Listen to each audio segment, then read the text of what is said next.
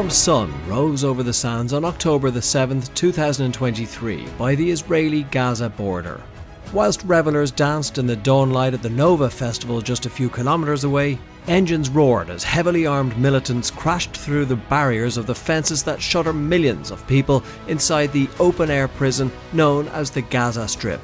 As the beats faded and the bullets sprayed, festival goers ran to the desert for their lives. At the same time, in locations across the border, large-scale, synchronized attacks on the perimeter were being carried out. Rockets were launched from locations in Gaza to deflect the chaos at the border. Meanwhile, Hamas militants were launching themselves over the fence using motorized paragliders. The well-trained and well-organized militia carried out some of the most heinous and callous crimes ever reported and spared nobody. They took hostages and brought them back to Gaza to be used as human shields against an imminent Israeli counterattack. The world now starts to appear more binary than ever before. You're either with one side or another, but this approach recklessly dismisses the complex and highly nuanced detail of the history of the Jewish people and the Palestinian people who live there. So why is this tinderbox about to explode? Let's take a look. Welcome to the Global Insight.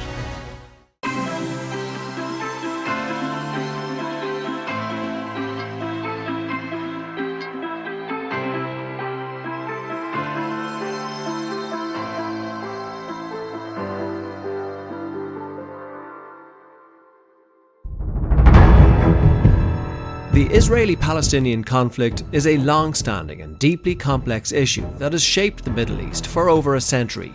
Here, we'll take a look at some of the origins of the problems and the key events. Strategically situated between three continents, the region of Palestine, also known as the Land of Israel and the Holy Land, has borne witness to an epic history marked by the convergence of religion, culture, commerce, and politics. Palestine, the cradle of Judaism and Christianity, has been a coveted prize for many great civilizations. It's been under the sway of ancient Egypt, the ancient kingdoms of Israel and Judah, the expansive Persian Empire, and the successors of Alexander the Great. The Hasmoneans and the mighty Roman Empire also sought dominance, followed by the rule of several powerful Muslim caliphates and the Crusaders. For centuries, the land that would eventually become Israel was part of the sprawling Ottoman Empire. However, the tides of history were destined to change with the collapse of the Ottomans after World War I. In the aftermath of the Great War, the territory known as Palestine, also referred to as the Land of Israel by Jewish communities west of the River Jordan, was entrusted to the administration of the British Empire. The mandate held a pivotal clause: the establishment of a national home for the Jewish people, without prejudicing the rights of the non-Jewish communities living there. The rapid growth of the Jewish population in Palestine, particularly during the dark era of Nazism in the 1930s, inflamed tensions with the indigenous Palestinian Arab population. It set the stage for a tumultuous period of Arab-Jewish violence. Faced with mounting challenges, Britain turned to the United Nations for a solution. In 1947, the UN proposed the partition of Palestine into two states, one Jewish and one Arab, with the Jerusalem-Bethlehem area slated to become an international city. This proposal was embraced by the Jewish leadership but met with rejection from the Arab world, leading to the 1948 Nakba, or catastrophe, with hundreds of thousands of Palestinians displaced. After the Nakba, some Palestinians became Israeli citizens, while others lived under Jordanian and Egyptian rule. In 1948, the region underwent a transformation, splintering into the modern entities of Israel, the West Bank, and the Gaza Strip. The legacy of this history continues to shape the region's destiny and global geopolitics today. In 1967, Israel occupied the rest of historic Palestine during the Six-Day War, leading to a second displacement, or Nakba. The First Intifada erupted in 1987, marked by protests, strikes, and civil disobedience, ultimately leading to the Oslo Accords in 1993. They led to the creation of the Palestinian Authority, but also deepened divisions and continued Israeli settlements. The Second Intifada began in 2000, causing widespread damage to the Palestinian economy and infrastructure. Palestinian divisions between Fatah and Hamas worsened, leading to an Israeli blockade of Gaza in 2007. Hamas, or the Islamic Resistance Movement, is a Palestinian militant and political organisation that emerged in the late 1980s, and although its rise is closely tied to the Israeli-Palestinian conflict, particularly the First Intifada in 1987, the organisation has had a complex relationship with the Muslim world, shaped by regional dynamics, ideology and geopolitical considerations. Founded in 1987 during the First Intifada as an offshoot to the Muslim Brotherhood, it initially focused on providing social services and engaging in acts of resistance against Israeli occupation. Its founding members were primarily religious and ideological. In 2006, Hamas participated in Palestinian legislative elections and won a majority of seats, surprising many. This electoral victory gave them control of the Gaza Strip, while Fatah, their political rival, maintained control of the West Bank. The election highlighted the deep political divisions within Palestinian society. Hamas has received support from several Muslim-majority countries, notably Iran, Qatar and Turkey.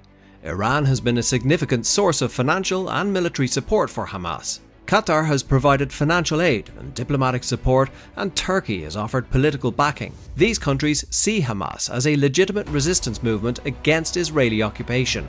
The organisation, however, has had a mixed relationship with other Arab nations. While some, like Qatar and Turkey, have openly supported Hamas, others, such as Saudi Arabia, Egypt and Jordan, have been wary of its connections with the Muslim Brotherhood and its influence in the region. The Arab world's stance on Hamas has often been influenced by their broader political dynamics and alliances. Hamas's rise and control of Gaza created a deep political and geographic divide within the Palestinian territories. This divide has complicated the efforts to establish a unified Palestinian state and negotiate peace with Israel. Hamas's ideology is rooted in Islamist principles and its interpretation of Islamic resistance. Its resistance against Israel is often framed in religious and nationalist terms. As such, it has garnered support from various Islamist and militant groups in the Muslim world that share its anti-Israel stance. Hamas's tactics, including rocket attacks, suicide bombings and the recent civilian attacks in Israel, have drawn criticism from some Muslim countries that advocate for non-violent approaches to conflict resolution. Its rule in Gaza has been marked by tension and conflict with Israel, resulting in military confrontations and significant civilian casualties, many of which are escalating rapidly with intense raids by Israel, who are intent on either capturing or killing all members of Hamas. At the time of writing, over 1,300 people have been reported dead in Israel after the Hamas surprise attack. Israeli Prime Minister Benjamin Netanyahu has vowed a strong military response against Hamas. Israel responds with airstrikes, causing more than 2,000 Palestinian casualties, with many more feared to come. Hamas continue to threaten to execute civilian hostages and broadcast the killings if Israel targets Gazan people without warning. Hamas claims to hold over 100 hostages, including Israeli army officers.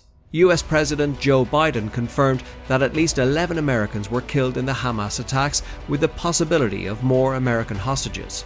Fuel runs out in the Gaza Strip, closing hospitals to Palestinian civilians who are threatened by multiple waves of air attacks and a looming ground assault. As Israel continues to bomb and attack Gaza, several governments have started to turn critical of Israel's actions, some more directly than others. These include Brazil, Iraq, Ireland, Norway and South Africa, among many. This conflict, including the recurring conflicts in Gaza, is a deeply entrenched and complex issue with no simple or quick solutions. Stopping the conflict and achieving lasting peace will require a comprehensive approach involving various stakeholders, diplomacy, and addressing the root causes. For now, all that the onlooking world can hope for is an immediate ceasefire agreement to stop the violence and loss of life, and access to humanitarian aid, medical supplies, and food for those affected by the conflict. The suffering of innocent civilians, especially children, is a major concern. For the region to have any kind of a future, this must be a starting point. This conflict is marked by historical, political, and religious issues so deeply ingrained that achieving any kind of peace in the region will be extremely challenging. Once again, thanks for joining us at the Global Insight to watch this video. If you've appreciated it, let us know by liking and sharing. For more great videos, follow our channel, The Global Insight. Just click subscribe. Thanks again, and until next time, stay tuned.